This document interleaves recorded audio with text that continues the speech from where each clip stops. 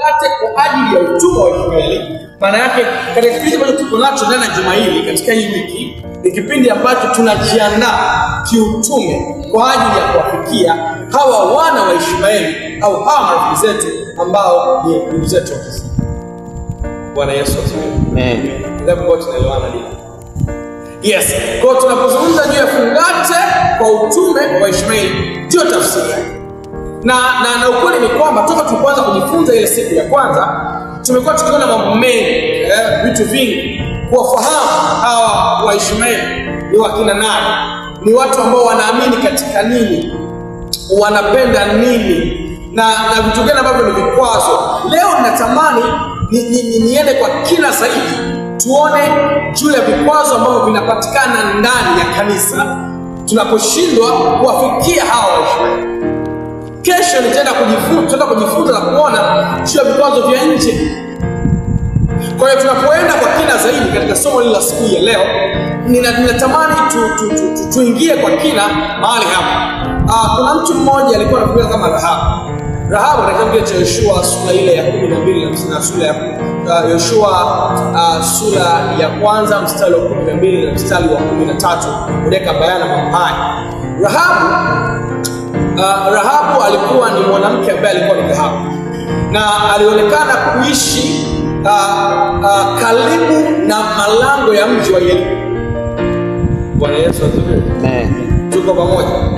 Na wakati akiwa anaishi pale, na kitabu kile cha Yoshua, wakati napitia kwa kina kwa sababu ya muda hatutasoma. Kwa hiyo kuna muda tutasoma Yoshua sura ile ya pili kuanzia mstari wa kwanza hadi mstari wa 18. Ndipo somo letu limejenga mahali hapa katika sehemu ya semina au ya juma la AMR. Lakini nitashabihisha na juma la uwakili mbele na kwenda katika somo hili kwa sababu tutapata maudhui ambayo yanaendana katika siku hii ya leo, katika ibada hii ya juma hili la maombi katika maeneo yote ya mawili juu ya AMR pamoja na juma la uwakili. Kwa hiyo Rahabu akiwa kipindi anaishi pale, ni kwa nini Rahabu aliamua kujenga eneo lile? Ni kwa sababu Rahabu alijenga kimkakati. Rahabu alikuwa ametarget matajiri, ametarget wafanyabiashara wakubwa, ametarget watu wenye pesa. Leo tunaweza kusema tu ya kwamba Yeriko, mji wa Yeriko tunaweza kusema ni Dubai, mji wa Dubai ambapo wanaenda wafanyabiashara wengi katika nchi mbali kwa ajili ya kwenda kutumia bidhaa mbalimbali, kutumia simu, perfumes, nguo za kila namna, kutumia vifaa vya magari na kila namna. Kwa ni mji ambao ni mkubwa sana, ndio tukasema ni Dubai. Kwa Rahabu alikuwa anaishi na alikuwa anapiga kazi katika vyombo vya ardhi. Na Rahabu akiwa pale katika mikakati yake ya kazi yake alikuwa anaifanya ya kishetani kwa ajili ya kuwapata wanaume wenye pesa ili aweze kujimilikisha mali na kwa namna mbalimbali. Ndipo ambapo Mungu wa mbinguni chini ya mtumishi wake Yoshua akahitaji kumilikisha mji wa Yeriko, mji ambao ulikuwa una vitu vizuri vingi, mji ambao ulikuwa umesheheni mambo mazuri, mji ambao ulikuwa una mali, una rasilimali za kutosha. Ukiwa katika mchakato huo wa Yoshua kwa kumtegemea Mungu, Yoshua anaanza mchakato wa kuangusha ukuta wa Yeriko. Na katika programu hiyo anatuma pelelezi.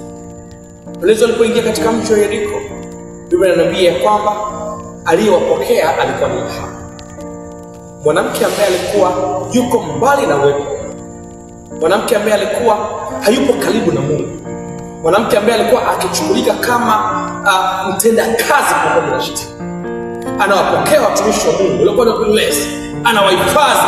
Na mara baada ya kiongozi wa ule mji kutambua hilo, wakati anaenda kumwataka Rahabu anaonekana kuwakiingia kifua watumishi wa Mungu. Anasema ni kweli walikuja, lakini hawa watumishi hawapo. Anawahifadhi Rahabu katika nyumba yake. Baada ya mchakato wa Mungu kupitia watumishi wake umekamilika, ukombozi wa taifa la Mungu kupitia Yoshua unathibitika kuonekana mara baada ya Rahabu kufanya jambo katika eneo lile, katika mji ule. Tujifunze ni jambo hili mahali hapa. Usiseme kama kila mtu niko hivi. Kuna wakati katika maisha yetu ya kutwa ambayo tunayaendea, tume juu ya watoto wa Mungu, tume juu ya hapa tunataka kuisa. Kuna wakati ikiwa tutamtegemea Mungu, tunapokuwa tukienda huko watakatifu hivi, hata kama kutaonekana kuwepo kwa ukuta kama Yeriko, ukuta utakaozuia sisi kuwafikia wao, kutokuweza kumjua Mungu na kumuona Mungu, kwa sababu tutamtanguliza Bwana katika safari yetu. Watakatifu wa Bwana, habari njema ni hii, ukuta huo utaanguka kwa sababu Bwana atakuwa pale kuangusha katika jina. Amen. Atakuwa pale kuangusha.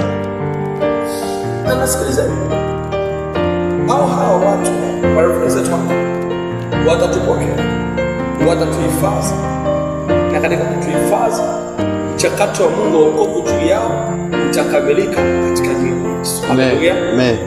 Jambo la msingi tukimtegemea Bwana na kumwangalia yeye. Kwa hiyo katika kipindi cha mpito kujifunza ambacho ni fungate kwa utume wa Ishmaeli, habari njema ni hiyo, taarifa Bwana ndio kuatia moyo ya kwamba tuna kila sababu ya kumwangalia Mungu na kumtegemea Yesu na kutembea katika mbinu na mikakati ambayo Bwana ataendelea kutufunulia katika maisha yetu. Kitabu cha Wakorintho wa kwanza sura ya 9 kuanzia mstari wa 9 mstari wa 19 hadi mstari wa 23 tunaona kanuni ambayo ilitumika na mmoja wa Kristo kimataifa ya Paulo. Paulo alionekana kuchangamana na watu mbalimbali ili kuwa kitu. Kuna wakati tukiwa kama Wakristo tutachangamana nao, tutavaa mavazi ambayo wanaamini ni mavazi yao. Kuna wakati tutavaa hijabs kwa wakina mama na wanawake. Kuna wakati wanaume tutavaa kanzu ili kuwa nao karibu, ili kushirikiana nao, ili kusema nao maneno mazuri. Bwana Yesu asifiwe. Ili watuone kwamba na sisi tuko upande wao. Kwa hiyo watakapoona kwa namna hiyo, watatukaribisha, watatupatia ukaribu. Katika ukaribu huo, hapo ndipo ambapo utakuwa ni mwanzo wa kufungua milango ya kuweza kuingia kwa utume juu yao na wao kumpokea Yesu kama Bwana na Mwokozi wa maisha yao. Haleluya. Tutakapowatenga na kuona kana kwamba hawamjui Mungu na wako mbali na injili ya Yesu Kristo, hatutaweza kuwafikia, hatutaweza kusema nao. Lazima tushirikiane nao, lazima tuchangamane nao, tutengeneze ukaribu. Hapo ndipo tutaweza kwenda kufungua milango na mianzo ya madarasa na kuwafikia na kumjua Yesu katika Yesu. Haleluya. Watakatifu wa Mungu, tunamuona Rahabu anatenda wema wa Rahabu aliotenda kwa watumishi wa Mungu ukazaa wokovu wa Rahabu. Wakati Mungu anaendesha operation yake katika ule mji, Rahabu anaambiwa afanye jambo katika nyumba yake, na mara baada ya kufanya hilo jambo wokovu utaonekana kwake. Tunauona wokovu kwa ajili ya Rahabu kwa sababu wao watatupokea. Katika kutupokea huko ambako watatupokea, ndipo ambapo Mungu ataleta wokovu katika maisha yetu. Haleluya. Amen. Bwana Yesu asifiwe. Amen. Tunayo imani ya kwamba lazima watupokee kwa sababu tunaye Bwana atakayemtanguliza katika hiyo kazi. Haleluya. Amen. Katika juma la wakili tumekuwa tukijifunza kupokea. Majuzi tukaona namna gani ambavyo nini maana ya wakili. Tunapaswa kuwa mawakili katika nazipi. Moja ya sehemu mahususi ya wakili iliyojenga katika kusaidia Mungu anakubariki. Sikizwa moyo mahali hapa baba wa mama, unapobarikiwa na Mungu wa mbinguni kwa baraka yote, hata kama ni kidogo, una wajibu wa kufanya na kutenda wewe. Ikiwa utapokea baraka na usitende wema, mtakatifu wa Bwana ni hivi, hautakuwa wakili wa Bwana aliye mwema, mbingu utaiona. Ili uione mbingu lazima uwe wakili mwema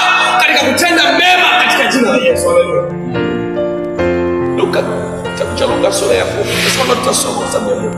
Luka sura ya 10. Inaweka bayana kuanzia mstari ule wa 7. Inazungumza vizuri kabisa juu ya uhalisia wa wanafunzi wa Yesu walipoonekana katika kutenda mema na kusaidia. Hiyo ni kanuni ambayo Mungu alitoa.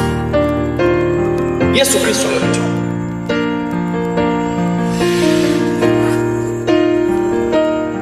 Na jambo la kipekee kwa ikiwa yatafanyika hapa, watu ambao tunawafikia kwa ajili ya utume watamuona Yesu kupitia mema ambayo tutayafanya. Haleluya.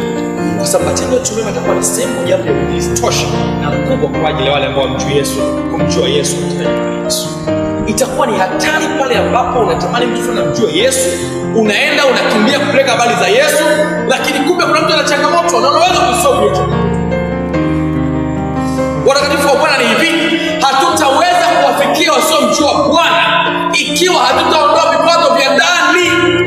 Haleluya. Amen. Moja ya vikwazo vya ndani ni hivi, watakatifu wa Bwana, pale ambapo tutaona ya kwamba tunaweza kufanya na tusifanye. Kuna wakati tunasema tuko kanisa la Mungu, tunahitaji kwenda kufanya effort mahali. Ni vipi tutajua hilo eneo lina uhitaji wa nini na nini? Kabla ya kuanza effort, tufanye jambo la kipekee eneo hilo. Tutoe misaada, tupeleke mahitaji. Mara baada ya kufanya hilo jambo, baada ya wiki moja tuanze effort, tuone vile Mungu ambavyo atafanya kwa ajili ya hiyo effort. Sasa tunaenda kufanya effort. Kuna watu wana mahitaji, kuna wakina pale wamekaa wana shida, wana njaa. Wanasema Bwana anaokoa, njoo kwa Yesu. Tunashinda. Na ni jirani. Kuna watoto wako pale ambao wameshinda kwenda shule, hawana uniform. Tunasema Yesu anaokoa. Hatutaweza. Kwa hiyo hii ni mojawapo ya kanuni katika uinjilisti ambayo itaondoa vikwazo vya ndani ili kuwafikia watu. Haleluya. Na watakatifu wa Bwana katika kutenda mema, pia hii ni sehemu ya wakili ulio mwema. Tunapotoa ndivyo tunazidi kubarikiwa katika maisha yetu. Haleluya. Mungu anasema ya kwamba tujaribu katika kutoa. Malaki sura ya 3 inaweka bayana. Kwanza mstari wa 8 ni mstari ya kwamba mnijaribu kwa njia hiyo muone kama sitakufunulia madirisha. Kwa hiyo watakatifu wa Mungu ni hivi, ikiwa tutachagua kuwa watendaji wa mema katika maisha yetu, tutaona baraka za Mungu. Haleluya. Niseme hivi na viongozi wa kanisa walio mahali hapa, ikiwa kanisa letu hatuna desturi ya kwenda kusaidia mayatima kila mwaka, hatuna desturi ya kwenda kuangalia wale wenye mahitaji mbalimbali, wafungwa kila mwaka, ikiona mwaka unaisha hakuja kufanya program yoyote, ni bora tusifanye hivyo. Allah, yes. Bwana Yesu asifiwe. Amen. Naeleweka vizuri. Hakuna haja ya effort. Yaani kama tunashindwa kufanya hivyo, kuna haja gani ya effort? Kwa sababu tendo hilo ni effort tosha watu kumjua Yesu. Mnaweka milioni 5 na sabita vipo 5, mnashindwa kwenda kuangalia mayatima. Nini maana yake? Bado tunataka tuone baraka zifunguke katika kanisa letu. Hatutaona kwa sababu tumekuwa wachoyo katika maisha yetu. Lazima tupone vikwazo viondolewe ili Bwana awafikie wenye kumfikia na kumjua Yesu. Haleluya. Amen. Jambo lingine, ikiwa kwamba wewe ni kijana, ni mzazi, hauna desturi ya kutoa fungu fulani kila mwaka, wewe na familia yako kwenda kuangalia wenye mahitaji, kuanzia leo kufanya matengenezo katika Yesu. Tukapone. Siko baraka. Yesu asifiwe. Uko ushindi ambao utaonekana. Uko ushindi.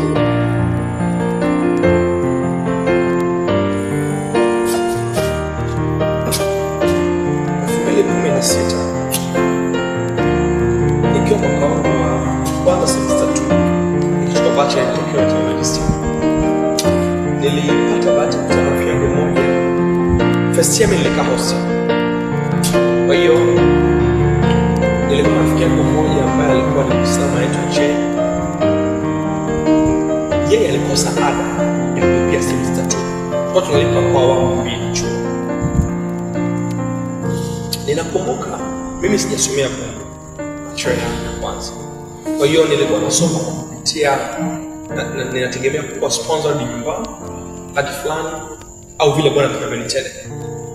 Kwa kununua fungu nimefanya mahali nikaingizwa. Wewe mama kanipigia simu siku moja akaniambia, mtumishi natamani kufanya kitu kwako. Sababu nilianza kufanya huduma nikiwa primary. Kwa kipindi nakuwa sio nafika secondary, A level, nafika chuo. Yaani nilikuwa na program hadi leo ninafanya huduma za mama. Kwa hiyo hiyo ni sema maisha yangu, mfumo wa maisha. Kwa kuna wakati tunaanza kupigia simu kwambia sikia mtumishi.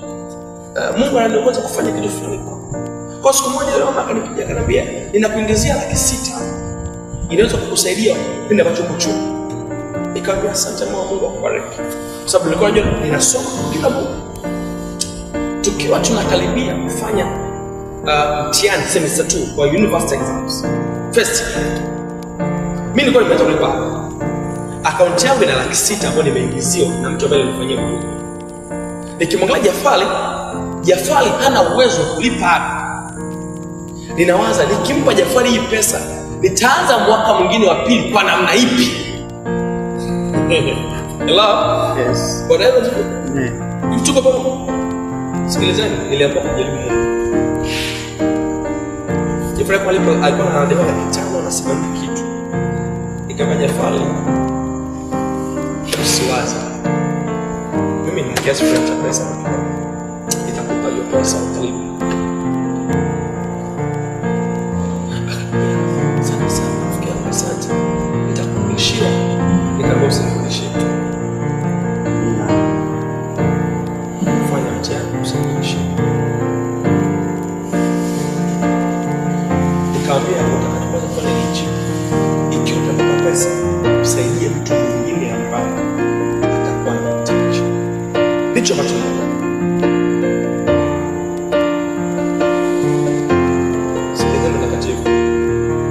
first year, semester 1 nalipata GPA ya 4.1. Hiyo semester 2 matokeo napata GPA ya 4.9. Semester 2 nina A zote na B+. Nikagundua kilichopelekea napata hiyo ni kwa sababu nitoa sadaka. Sadaka yoyote unayotoa inaambatana na mifululizo ya baraka.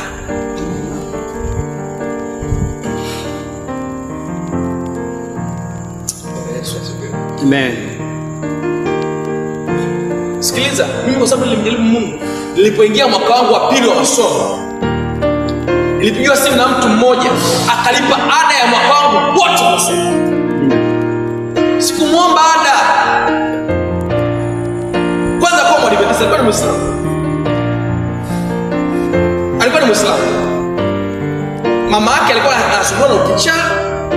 Ninakumbuka nimeenda kwenye effort mara baada tulikuwa tuna effort tunafanya hizi ndipo tukasa tulikuwa mara baada ya kumaliza mnafunga chuo mwezi wa 12 huwa mnafanya effort zile za intercampus mikutano ya injili.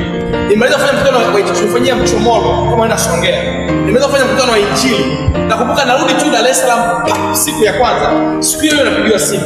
Nenda kufanya huduma kwa mtu ambaye mama yake alikuwa ni Muislamu familia hiyo. Mama yake alikuwa anaukicha. Tumeweza kufanya huduma kwa siku 3 nilala pale. Nilifanya huduma kwa siku 3. Na nimeweza kufanya huduma mama anafunguliwa. Yule brother akaniambia sikia. Dogo. Unasoma si ndio? Unasomea nini? Boom au unajilipia ada? Nikamwambia najilipia ada. Akaambia nalipa ada ya mwaka mzima. Alafu niambie unatumia accommodation ya shilingi ngapi kwa mwaka mzima wa masomo. Sikia, pesa ya kuishi chuo ya kupanga nyumba sikutoa. Wala baba kutoa wewe. Ila yangu ya ada ya mwaka pili sikutoa. Pesa ya kula sikutoa. Na kuna watu watakuta mwishoni mwa semester anakupigia na kuongezea 500,000. Wakati ninafanya kwa kina nikagundua ya kwamba hayo yote yalikuwa ni matokeo ya utoaji, ya kusaidia, ndipo Bwana akanimiminia baraka zikede katika maisha. Amen. Sikiliza ndio mtakatifu. tutakapotoa hatutapoteza, hatutakuwa masikini, tutamwona Bwana katika jina la Yesu. Mimi hata hivyo leo nafanya huduma hizi za kichungaji, ikitokea nimekutana na mhitaji na nina kitu hata kama ni kidogo, mimi huwa natoa, kwa sababu nina experience ya baraka za Bwana katika utumishi. Napoongea naye sasa hivi, Jafari ni mzee wa kanisa sasa hivi ndani ya kanisa. Siku moja anashana mimi ushuhuda, ananiambia kilichopelekea mimi leo kuwa mzee wa kanisa ndani ya kanisa, kuwa muumini niliye active, ni kwa sababu ya tendo alilofanya kwangu. Akanambia, Baraka, ulikuwa huna kitu, najua maisha yako. Akanambia, ndio pesa ulikuwa nayo peke yake ukanipa. Nikasema hapana, kuna kitu, nahitaji kumjua Mungu ambaye unamwabudu. Sikutumia mwingine kumwambia Jafari, ndio kijana wa Kristo.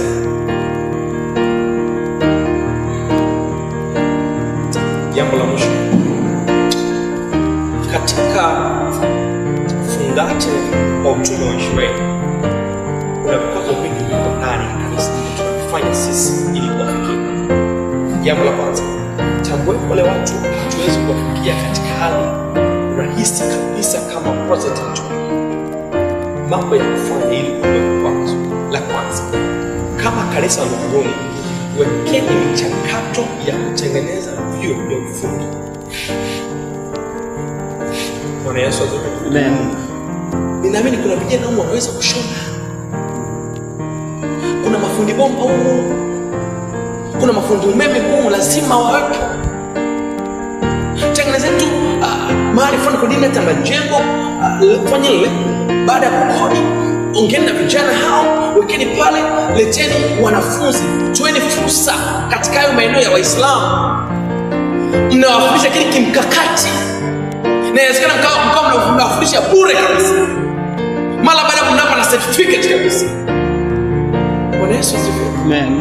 Yule mtu akitoka pale akaenda mahali akapata ajira kwa kitu ambacho mmekifanya nyie. Atambua wanaofanya ni Waadventista. Sikiliza, lile jambo litotoka kiini mwake kwa mwake, ipo siku atamkiri Yesu. Wakati wao wanajifunza pale pale, mnapeleka habari njema, mnaingiza maneno ya Mungu. Yesu anatambulisha katika masomo. Hiyo ni njia ya kuondoa vikwazo. Bwana Yesu asifiwe. Amen.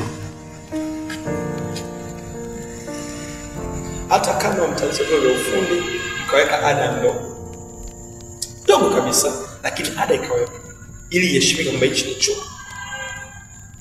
katika maeneo ya Waislamu. Mara baada ya hapo mkawapa fursa na mialiko ya kutosha, na watu wakafanya vizuri, mkawapeleka field, wengi wataokolewa katika jina la Bwana. Amen. Adhisheni program za ufugaji, tununueni mashamba umo ndani huko, kama ni Vigwaza, sijui ni wapi, sijui ni pwani ya wapi, tununueni mashamba eka kadhaa. Kama kanisa tuweke ng'ombe, tuweke kuku, tufuge maeneo ambayo hao watu wapo, tuwashirikishe katika zile kazi, wapate 200-300 katika kufuga na kushika katika hizo kazi. Ndani yake injili inahubiriwa. Sikizeni kwa Yesu, matendo yataongea zaidi. Bwana Yesu. Amen.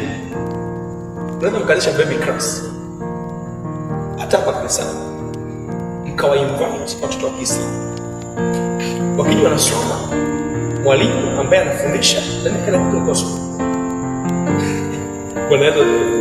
Mtoto akiwa mdogo na anapojifunza, na wakati inaingizwa nuru katika udogo wake alionao, maana yake kwamba moja kwa moja inatengenezwa kitu, mbegu ndani yake.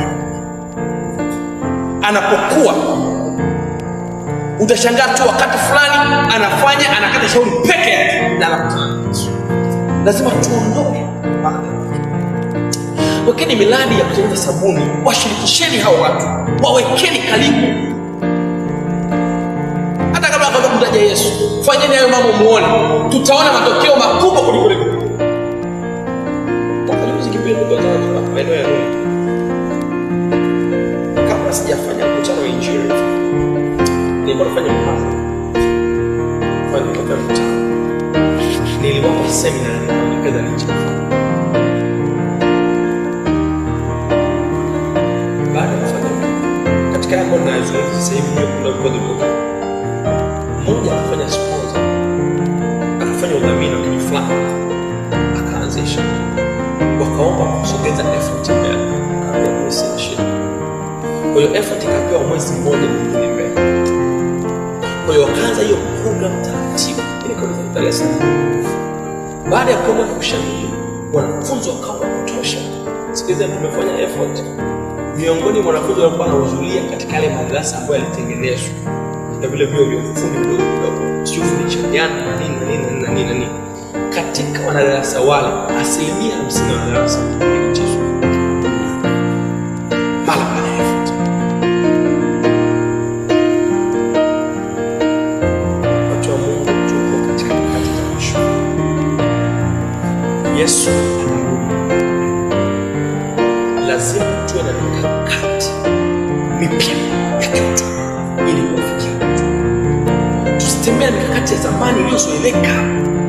Dunia imebadilika, tuko katika ulimwengu mwingine kabisa, ambao lazima tutembee na ulimwengu ulivyo. Twende na kasi ya ulimwengu ulivyo ili watu wajue Yesu. Yesu anasema wewe una nguvu, kesha ukaombe na uje mwanangu.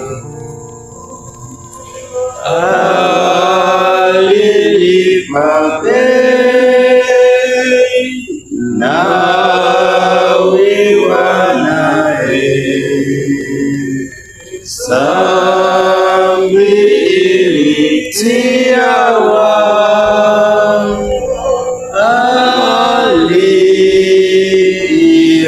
aliondoa. Mtu wa Bwana mlioko mahali hapa, wema aliofanya Daudi wa kujitoa kwa ajili ya taifa lake la Israeli, wakati Goliathi akiwa anafanya mikwala mingi na kumtukana Mungu wa mbinguni kwa namna zote, Sauli na jeshi lake wakiwa wanakimbia wakiogopa juu ya uwezo aliokuwa nao Goliathi, muonekano aliokuwa nao Goliathi, uzoefu wa kipita aliokuwa nao Goliathi, wakikimbia kwenye mkono.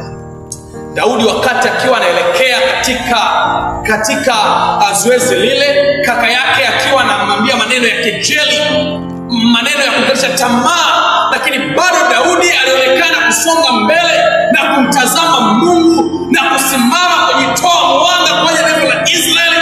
Akasogea mbele ya Goliathi na kumtegemea Bwana. Goliathi akapigwa na jiwe akafa, kwa sababu Daudi alimtanguliza Bwana mbele. Hata kwetu leo inawezekana kusimama mbele kwa niaba ya kanisa la Bwana duniani katika jina la Yesu. Amen. Sikilizeni, hata kama itafikia hatua mtaona katika idara yako amekuacha mbali, simama, sogea mbele, kafanye wema kwa niaba ya kanisa. Bwana ataheshimiwa. Amen. Hallelujah. Daudi alisimama kwenye kutenda wema. Ule ni wakili wa kalamu wema wote. Daudi alitambua ana uwezo wa kusimama kwa sababu yuko na Mungu. Tusiogope kuwafikia wasiomjua Mungu, sababu tuko na Mungu katika jina la Yesu. Tukimbie miguuni pa Yesu. Yesu anakuacha kututetea ushindi. Haleluya. Miguuni pake Yesu, maneno yake tamu, mahali palipo heri niwepo kila siku, miguuni pake Yesu,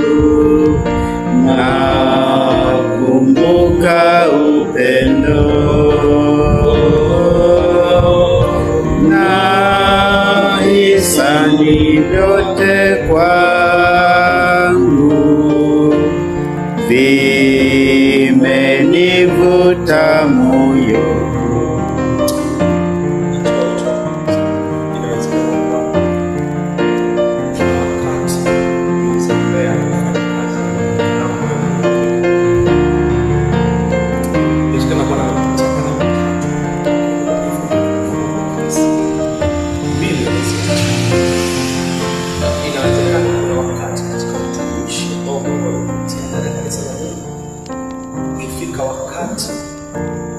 Kwa mikwala ya ibilisi juu ya kutokufanikisha kazi ya Mungu, kusonga mbele, ukarudi nyuma. Na uko hapa unasema, ninatamani Yesu leo akanisame, aniumbie moyo mpya, akachipuze neno jipya ndani yangu. Na kwa sababu Yesu ni mwaminifu, yuko tayari kufanya hivyo kwa ajili yetu. Maana pasina kuwa mawakili waaminifu kwa Mungu, hatutaiona mbingu watakatifu wa Bwana. Na tunatamani kuiona mbingu. Kuja kwetu kanisani kusiwe ni bure. Haleluya. Usiwe ni bure. Kama nitamuona lako, nasema tuko na Yesu anafanya biko na kutia nguvu katika wito unaopitia. Sipo tunapenda Bwana. Sipo.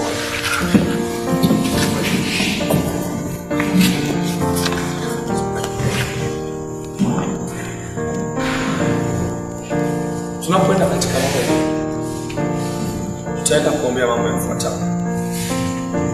Jambo la kwanza, tutaenda kuombea juu ya juma la maombi linaloendelea. Haleluya. Amen. Niseme hivi kidogo. Watakatifu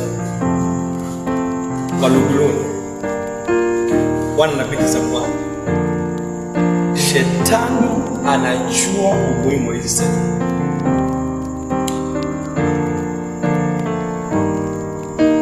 Anajua kama washiriki wa Luguruni wakichua hii mipango, hata kuwa na ujanja katika eneo la Luguruni. Kwa Shetani anaweka uzito mtoto wa Mungu kufika katika hizi sehemu. Tutaenda kuomba juu hili katika jina la Mungu. Amen. Siku chache zilizosalia, Bwana akawaleta watu wake. Haleluya. Amen. Tukajue mbinu na tukaende ili kuwafikia hao katika jina la Mungu. Kwa taliombea hili juma la maombi. Jambo la pili, tutaenda kuomba kwa ajili ya hali za kiroho za hili kanisa. Hello. Yes.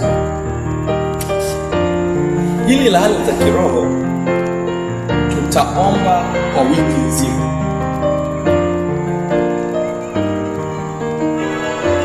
Sikiliza, acha niseme hivi.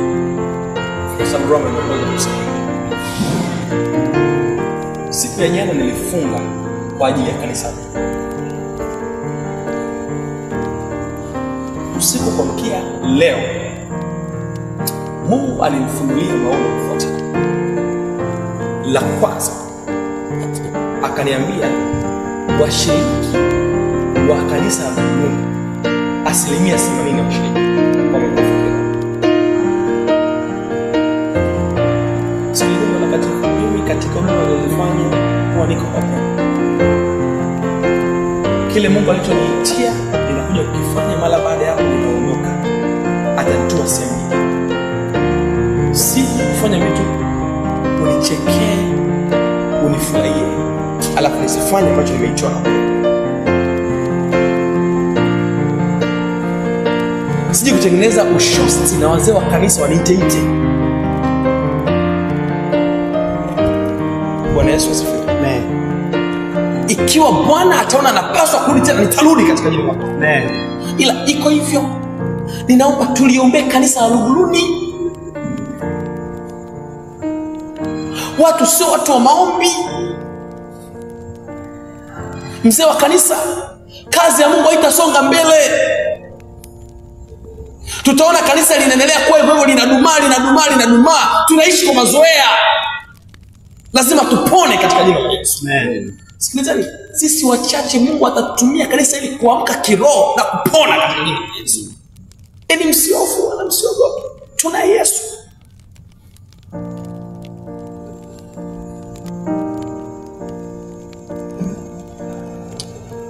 Jambo la mwisho, leo tutakuwa tuna maombi maalum kwa ajili ya wazazi wetu. Kioko hapa una baba na mama au mlezi, tutaenda kuomba. Haleluya. Amen. Natoa dakika 2 za kila mtu kuongea juu ya hayo ambayo nimesema. Wakati huo ninaomba wazee wa kanisa mtakuja kushika sanduku la maombi. Ikiwa unaweza kupiga magoti, tafuta mahali ndani ya kanisa, piga magoti, ongea na Mungu kwa dakika 2.